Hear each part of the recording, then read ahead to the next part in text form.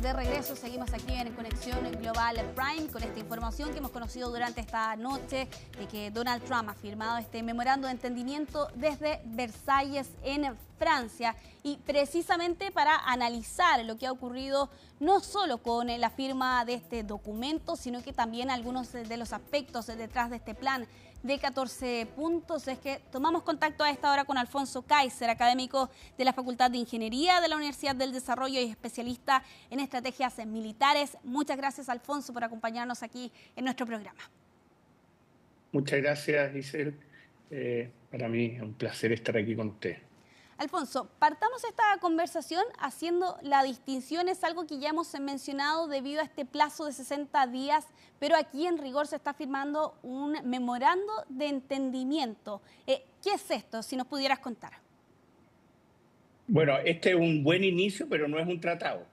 El MOU, Memorandum of Understanding, que son parte de normalmente un tratado o de un contrato, son parte de los documentos que uno firma. No son documentos finales, sino que el inicio de una negociación. Entonces, esto no se puede interpretar como un tratado y por eso este MOU en distintas partes hace mención a los 60 días de negociación para ir a firmar el tratado. Sin duda alguna, no es un tratado, como dice Trump, porque Trump también juega un poco con las expectativas de sus votantes y del mundo entero, pero un excelente comienzo. Sí, porque, Alfonso, digamos las cosas como son, ¿no? Finalmente, de todas formas, era muy esperado un aspecto de estas características, teniendo en cuenta no solo la extensión de este conflicto, más de 3 meses y medio, sino que también el precio del petróleo, ¿no? Que se disparaba a raíz del cierre del estrecho de Hormuz. ¿Cuál es tu perspectiva a la luz de lo que hemos visto en estas últimas horas? ¿Cómo ves tú el panorama en las próximas semanas a nivel de que efectivamente se pueda avanzar en estas negociaciones para un acuerdo final, pero sobre todo para que no vuelvan las hostilidades entre estos dos países? Bueno, no hay garantía de que no vuelvan, porque acá hay dos problemas, yo diría, mayores. Primero, el propio Trump, que normalmente trata de imponer mucha de su negociación al más puro estilo de Wall Street, una negociación muy dura.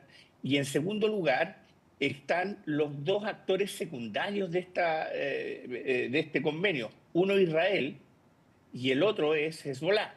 Que esos dos actores, por mucho que los quiera manejar Estados Unidos e Irán, a veces se han comportado en forma totalmente independiente y de acuerdo a sus propios intereses, sin seguir una ruta que le marquen ni Irán ni Estados Unidos. Por lo tanto, yo creo que hay bastante riesgo en todo lo que se ha dicho en los 14 puntos que mencionaste tú, pero el riesgo más grande, creo yo, es el que pueda mantener controlado tanto Israel como a Hezbollah para en estos 60 días llegar a una paz un poco más duradera. Sí, y en ese sentido, y hablando de lleno de la situación de Israel, con declaraciones que hemos escuchado durante estos últimos días de parte del primer ministro Benjamín Netanyahu, ¿cómo puede Trump específicamente o ya incluso Estados Unidos lidiar precisamente con una figura como la de Netanyahu y sobre todo teniendo en cuenta que durante estas jornadas de todas formas se han registrado algunos enfrentamientos e incluso ataques precisamente en la frontera entre Israel y Líbano y que por lo demás parecieran que es esta piedra que podría hacer tambalear finalmente lo que se ha logrado en estas últimas jornadas? Sí, exactamente. Lo que pasa es que ahí tiene que ser inteligente tanto el negociador de Estados Unidos como el negociador de Irán. Y tienen que tratar de aislar el futuro tratado y la mesa de negociaciones de lo que puedan hacer indirectamente e inconsulto tanto Hezbollah como Israel. El problema es que esta negociación ya se ha producido en el pasado. Muchas de estas cláusulas las hemos visto anteriormente firmadas por Irán, pero Irán permanentemente las ha roto y ha desarrollado armamento nuclear. Entonces, Sí, tenemos allí un problema de comunicación con Alfonso Kaiser, académico de la Facultad de Ingeniería de la Universidad del Desarrollo y especialista en estrategias militares. Estamos hablando precisamente, ¿no?, de la figura de Israel en medio de todo este conflicto. Alfonso, ya te tenemos de regreso, si puedes continuar con la idea que nos estabas planteando.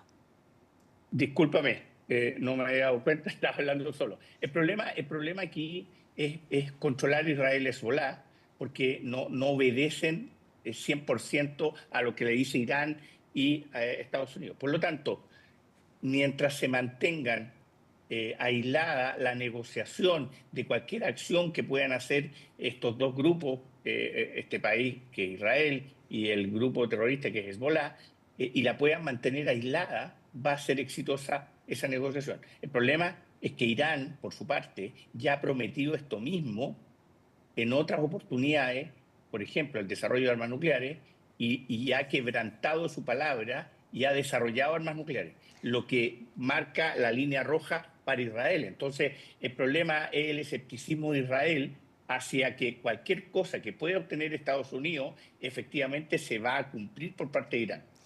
Alfonso, hablando de lleno de lo que hemos conocido en estas últimas horas respecto a estos 14 puntos dentro de este memorando de entendimiento, ¿cómo analizas tú el pie en los que quedan, tanto Estados Unidos como Irán? ¿Quién a tu juicio hizo mayores concesiones finalmente para conseguir esta firma durante esta jornada? Yo creo que lo vamos a ver al final. Yo creo que en esta etapa del memorándum de entendimiento, ambas partes se dieron mucho, ¿ah? Pero yo creo el mayor ganador en esta pasada es Estados Unidos, porque logró liberar el estrecho de Hormuz, que era el problema que tenían sus aliados, y sus aliados muy ricos, que eran las monarquías del Golfo. Eh, en segundo lugar, logró introducir la idea de que fuera un organismo de las Naciones Unidas a ver cómo desmantelaban todo el plutonio, digamos, el uranio enriquecido que tenían en su almacenado Irán. Y por otro lado, también logró dejar una carta bajo la manga, que es la liberación de los fondos que están congelados en la medida que se cumple el acuerdo. Entonces, si ves, Estados Unidos no se dio tanto, ¿ah? Pero también había que ver la condición, porque el problema de la condición de Irán era bastante mala, porque no tenía ingreso de divisas, no tenía capacidad militar para responder y estaba sufriendo los efectos de escasez de muchas cosas que venían por vía marítima. Entonces, en ese sentido, si bien es cierto, Estados Unidos se vio ganador, pero estamos hablando de una negociación con un país que estaba militarmente derrotado. Por lo tanto, yo creo que los dos se dieron, y no hay un ganador claro. Y lo otro, esto es, hay que poner entre comillas, porque se van a demorar 60 días en negociar las reales condiciones y si esto va a ser perdurable en el tiempo, porque puede que esto no llegue a buen término y terminemos nuestra escalada militar en 60 días. Sí, que es uno de los grandes temores finalmente que hay por estos días, ¿no? Independiente de estos avances diplomáticos con la firma de este memorando de entendimiento. Alfonso, ya para ir cerrando, pero precisamente respecto de lo que se ha conocido en estas últimas horas respecto del acuerdo, pero también con una comparación que el propio presidente de Estados Unidos ha hecho en manera reiterada, sobre todo durante este viaje, ¿no? Y algo que ha estado en la nebulosa y ha estado en la mira también durante estos últimos días, y es este acuerdo que se consiguió durante el mandato de Barack Obama en 2015, y Trump insistiendo en que este acuerdo es mejor incluso de lo que se había conseguido hace 10 años atrás. Pero hay quienes son bastante escépticos respecto de esa mirada que plantea Estados Unidos y principalmente su presidente. ¿Cómo ves tú? Efectivamente, esto, al menos lo que sabemos hasta este momento, sería mejor de lo que había logrado hace 10 años atrás Estados Unidos con Irán. Yo creo que no, porque lo anterior fue un tratado y esto todavía no es un tratado. Y es Ya. lo que yo te decía, tenemos que esperar 60 días para ver, porque esto puede ser mejor desde algún punto de vista, que Yo no lo creo, pero si él lo cree, bueno, démosle el beneficio de la duda porque lo está mirando a lo mejor de un prisma que nosotros no estamos viendo.